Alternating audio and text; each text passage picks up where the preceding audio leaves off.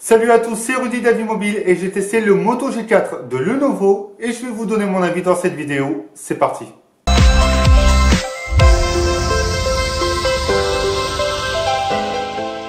Nous commençons ce test en faisant le tour du terminal. Sur l'avant, nous avons un écran de 5,5 pouces Full HD IPS avec l'écouteur pour les appels juste au-dessus, le capteur frontal de 5 millions de pixels.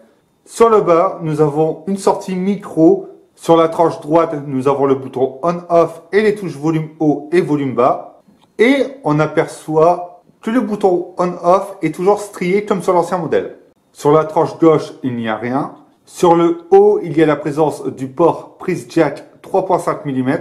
Sur le bas, le port micro USB ainsi qu'une petite ouverture pour enlever l'attrape-appareil. Au dos, nous avons la présence d'un réducteur de bruit pour l'enregistrement vidéo, du capteur frontal de 13 millions de pixels, le flash double LED et nous avons également l'autofocus à détection de phase au-dessus du capteur.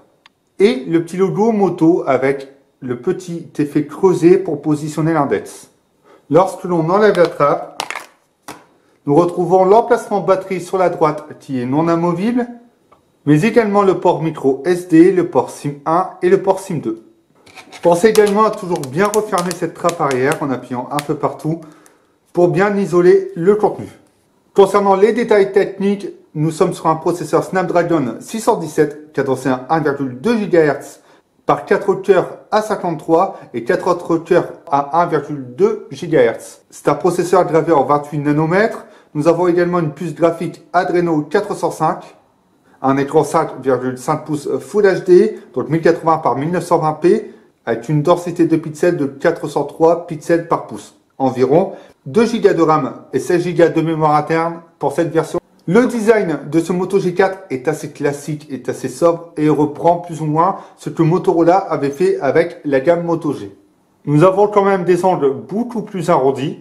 Ce qui change face aux anciens modèles, c'est tout simplement le cadre arrondi en aluminium qui amène un aspect beaucoup plus premium en main. On retrouve également de l'aluminium sur la bague entourant la partie photo. Et nous avons également cette partie bombée du cadre qui représente bien la gamme moto. Autre détail, on aperçoit qu'entre le cadre en aluminium et la coque en plastique, il y a comme un léger écart. Ce plastique est très bizarre en main, surtout lors des premiers jours d'utilisation, mais au final on s'y fait. Le terminal ne glisse pas trop, c'est déjà une bonne chose. Et on aperçoit également que les rebords en plastique sont légèrement incurvés. Et en continuant sur cette coque, sachez qu'elle va être très fragile, elle va prendre les traces, les coups. Lenovo a su apporter une légère amélioration en termes de design sur cette gamme Moto G, mais toujours avec ce léger problème de finition. L'ergonomie, j'arrive à faire du bord à bord avec mon pouce. Par contre, le haut de l'écran, il faudra aller le chercher à deux mains. Les boutons physique et volume sont accessibles à une seule main. On notera également que les bords en aluminium arrondis sont très agréables en main. Cela permet de bien agripper le terminal, mais que l'effet 3D donné sur les bords de la coque arrière ne servent pas à grand chose parce qu'au final, l'ergonomie, ça reste un peu le point noir de la gamme Moto G, même si les bords ont été travaillés. L'aluminium arrondi prend un peu plus de place sur la largeur du terminal et c'est un peu dommage. Un travail de finesse a également été fait. Voilà, on a plus ce côté vraiment bombé. Un travail de finesse a également été fait, on n'a plus cet effet bombé au dos comme sur le Moto G3. Mais est-ce que c'est gênant ou pas? Puisqu'il était en 5 pouces, non. Donc au final, on perd de l'ergonomie pour reperdre en ergonomie sur le modèle suivant. Il y a également cet espace qui avant permettait au Moto G de pouvoir positionner son index et d'utiliser instinctivement le terminal. Cette fois, ce sera un peu plus dur puisqu'il faudra enlever l'index de cet emplacement pour accéder aux 3/4 de l'écran et même accéder à la barre de navigation qui est assez loin et où il faut tirer le pouce pour l'utiliser. Surtout le bouton retour. L'écran de ce Moto G4 est beau dans l'ensemble. On est sur un écran IPS. Les couleurs sont agréables.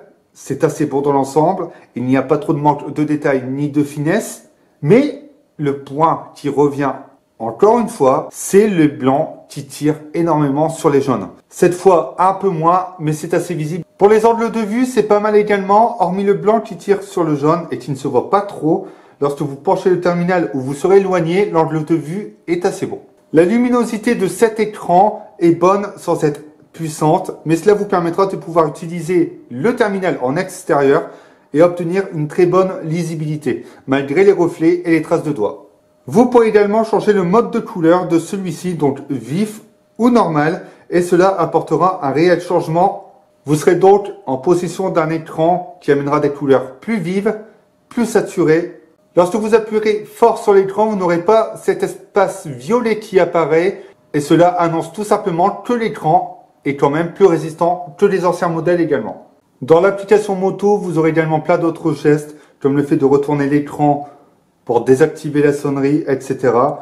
Les gestes sont toujours présents, comme le fait de faire basculer le téléphone de gauche à droite pour accéder à l'appareil photo. D'ailleurs, dans l'application photo, il vous suffit de resecouer une deuxième fois pour activer la caméra frontale et rebasculer pour activer la caméra dorsale. Ou même de le secouer pour activer le flash. Et c'est même mieux optimisé face au Moto G3. On retrouvera également la fonction qui vous permet de lire vos notifications depuis l'écran de veille, juste en soulevant le terminal et appuyer donc sur la notification pour la lire sans forcément activer le smartphone. Pour la photo, nous sommes toujours sur un capteur de 13 millions de pixels qui possède une ouverture 2.0 avec le double flash LED, mais également un autofocus à détection de phase. Un accès vers la droite vous donne accès à la galerie et un glissement vers la gauche vous donne accès aux paramètres. Il y a également le geste de haut en bas qui vous permet de zoomer ou dézoomer pendant un cliché. On retrouve également la prise de cliché manuellement ou via le bouton de prise de cliché et le fait de régler l'exposition de luminosité depuis la mise au point. Pour ceux qui souhaitent avoir ce renseignement, pour passer en 16/9, il faudra descendre la résolution à 9,7 millions de pixels. Et pour la caméra frontale, de 5 millions de pixels à 3,8 millions de pixels. En ce qui concerne le résultat des clichés, c'est plutôt bon, j'ai plutôt apprécié. Surtout que sur le Moto G3, j'avais apprécié la qualité photo. Malgré qu'elle n'était pas excellente, elle était très bonne, très convenable. Et on retrouve le même effet. La stabilisation permet également d'avoir de meilleurs clichés face au G3. Mais en termes de représentation des couleurs et de scène, c'est agréable. Le mode HDR, par contre, va parfois vous amener une plus mauvaise balance des blancs. C'est-à-dire que le mode HDR pourra vous aider.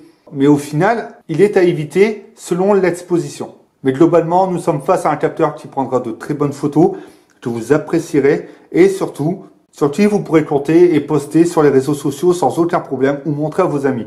Parce que lorsque vous allez zoomer dans les clichés, vous n'aurez pas énormément de perte de détails. Vous en aurez, c'est assez convenable et très correct. Sur un objet proche, donc passé en mode macro, on va dire, vous aurez vraiment un bon cliché avec le flou sur la profondeur de champ et c'est très appréciable. J'ai également eu un petit problème qui est sûrement dû à l'emplacement où j'étais lors de la prise du cliché où la photo paraît un peu jaunie. C'est bizarre comme réaction, mais on voit très clairement par exemple sur ce cliché que la photo, il y a quelque chose qui a assombri et pourtant il y avait du soleil. Donc je ne sais pas si c'est un problème du capteur qui a eu du mal à prendre la lumière à cet endroit, mais c'est quelque chose à noter. En intérieur, les photos sont plutôt bonnes. On a quelque chose de très agréable quand même. Mais la mise au point, si elle est faite automatiquement ou manuellement, vous aurez une espèce de flou autour de l'objet que vous avez décidé de prendre en photo, plus du flou en arrière-plan. Par contre, si la mise au point n'est pas bien faite, vous aurez du flou et un effet de mouvement sur la photo. De nuit ou en manque de luminosité, le résultat est plus ou moins pareil, mais plus accentué. Pour la caméra frontale, c'est très correct, avec une bonne ambiance de scène. Dès que vous allez zoomer, vous allez commencer à perdre du détail, mais dans l'ensemble, les photos sont vraiment bonnes. Concernant la vidéo, sur l'arrière, la stabilisation fait bien son travail, c'est assez correct. Il y a une bonne ambiance de scène. Et sur l'avant, il y aura un manque de stabilisation, ça se sentira clairement, mais le résultat est très agréable à regarder. On peut donc noter une bonne amélioration des capteurs photo depuis le précédent modèle. La sortie audio se trouve sur l'écouteur, est assez correcte dans l'ensemble, c'est plutôt bon, mais c'est pas surprenant.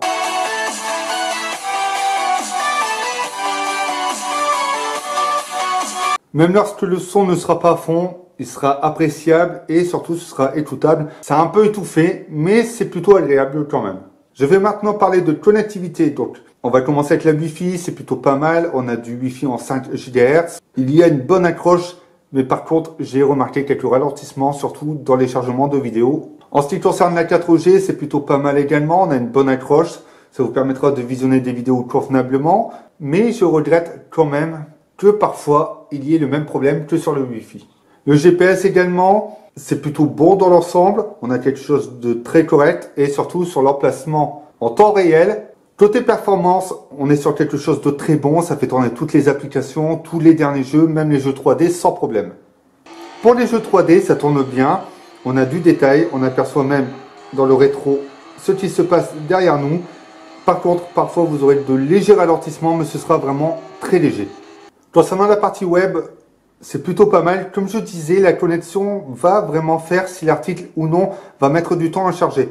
Mais globalement, si votre connexion est bonne, c'est très agréable de pouvoir visionner des articles sur un site. Si le site est vraiment lourd, par contre là, il faudra attendre un bon petit temps de chargement, même pour les vidéos, mais ça reste convenable.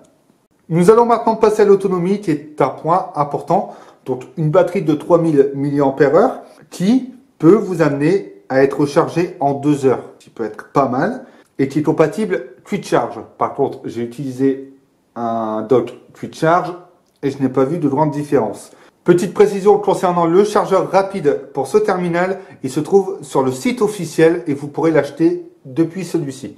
Je suis arrivé à 4h09 d'écran allumé. C'est plutôt pas mal, mais je m'attendais à faire plus d'après tout ce que j'ai vu autour de ce smartphone.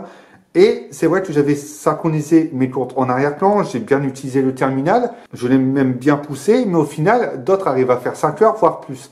Face à certains de ces concurrents au même prix, c'est pas décevant, je reste un peu sur ma faim. Mais pour sûr, il vous permettra de tenir la journée, de prendre des photos, des vidéos, de jouer à des jeux, sans vous soucier si vous allez être en rade de batterie ou non en fin de journée. Je vais maintenant vous donner mon avis pour conclure ce test. Globalement, on a un smartphone qui vaut vraiment son prix. Donc, il était commercialisé à 229 €. On peut maintenant le trouver un peu moins cher parce que la gamme Moto G, c'est tout simplement devenu une référence en termes de rapport qualité-prix, mais également sur ce que propose cette gamme. On a une batterie qui va vous permettre de tenir la journée, donc on va commencer les points positifs. L'autonomie, je la mets dedans. La photo qui a été quand même un point amélioré par le nouveau. Et également le design. Je ne vais pas le mettre dans les points négatifs ni dans les points positifs, mais voilà, le design a connu une très légère évolution, mais au final avec un problème de finition encore. Donc finalement, j'ai vraiment l'impression que cette gamme Moto G n'évolue pas sur ce point. En point négatif, je vais remettre l'écran parce que malgré qu'il est en Full HD, c'est pas vraiment ça. C'est les traces de doigts, les reflets. C'est toujours aussi gênant que sur les anciens modèles. On a également la trappe arrière qui va vraiment prendre les traces, les coups, et ça peut être un point négatif aussi. Donc, il sera destiné aux utilisateurs qui cherchent un smartphone avec un grand écran, convenable pour regarder des vidéos, pour jouer, mais surtout pour pouvoir tenir la journée. Donc, est-ce qu'il faut prendre ce Moto G4? Oui, je vous le conseille, comme j'ai pu conseiller tous les Moto G auparavant. Est-ce que ça vaut le coup de prendre un Moto G3 ou un Moto G4? Le Moto G3 n'a rien à envier au Moto G4 et on est sur un format quand même en 5 pouces. Donc il y a le Moto G4 Play également qui est disponible. Mais le Moto G3 reste pour moi un coup de cœur quand je l'ai eu. Et face à celui-ci, je trouve qu'il n'a rien à envier à ce Moto G4. Maintenant que vous connaissez mon avis concernant ce Moto G4, c'est à vous de donner le vôtre dans les commentaires ci-dessous. Mais vous pourrez également m'y poser toutes vos questions si vous souhaitez obtenir des renseignements complémentaires concernant ce terminal. N'hésitez pas à donner votre avis sur les autres smartphones testés sur Avis Mobile, mais également sur avimobile.fr. Et nous, on se retrouve bientôt pour d'autres tests.